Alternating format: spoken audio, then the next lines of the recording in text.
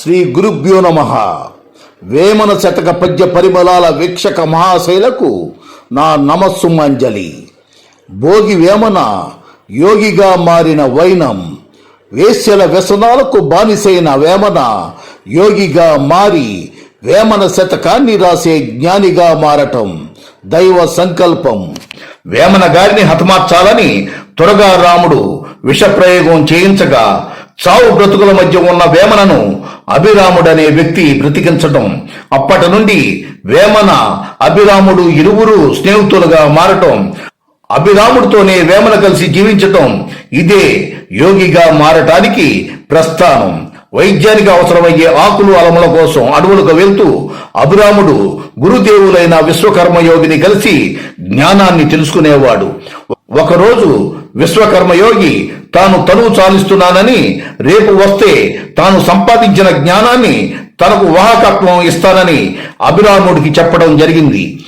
అనుకోని పరిస్థితులలో అభిరాముడు వెళ్ళలేకపోవటం, అదే సమయంలో వేమన విశ్వకర్మయోగిని కలవటం, వారు వేమనను పిలిచి జ్ఞాన విద్యను నేర్పించి మూడో కన్నును ఉద్దీపనం చెందించి వాహకత్వం ఇచ్చి విశ్వకర్మయోగి శరీరం వదిలేస్తారు. ఆనాటి నుండి వ్యసనాలకు బానిసైన వేమన యోగిగా, జ్ఞాన సంపన్నుడిగా, యోగి వేమనగా బహుళ ప్రాచుర్యం పొందారు. వీక్షక మహాశైలారా, ఈరోజు వేమన శతకంలోని 3 మరియు 4 పద్యాలను స్మరించుకుందాం. అడుగు కాని చోట అది కులమనరాదు, కొంచెమైన నదియు గొదువగాదు, కొండ అద్దమందు కొంచెమై ఉండదా, విశ్వదాభిరామ వినురవేమ, విశ్వద అభిరామ వినురవేమ. అర్థము: ఓ వేమ, సమయము సందర్భము మనకు అనుకూలంగా లేని చోట మన గొప్పతనమును చాటుకొని అవమానపడకూడదు. కొంచెము తగ్గి ప్రవర్తించిన చిన్నతనము కాదు. పెద్ద కొండ కూడా చిన్న అద్దమందు చిన్నదిగా కనపడును.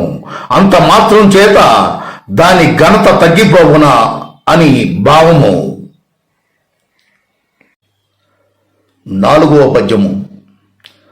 అన్ని దానములను అన్నదానమే గొప్ప, కన్న తల్లి కంటే ఘనము లేదు,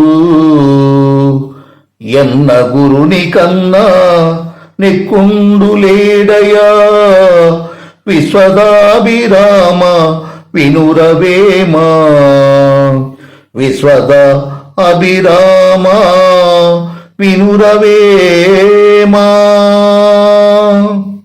అర్థము: ఓ వేమ, అన్ని దానముల కంటే అన్నదానము గొప్పది. ఏ దానముతో తృప్తి పడని వారు అన్నదానము వలన తృప్తిపడును.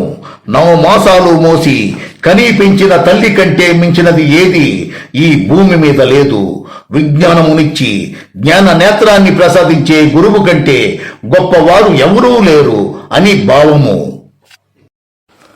వేమన శతక పద్య పరిమళాల వీక్షక మహాశైలకు నా ధన్యవాదములు. సర్వే జనా సుఖినో భవంతు, లోకా సమస్త సుఖినో భవంతు.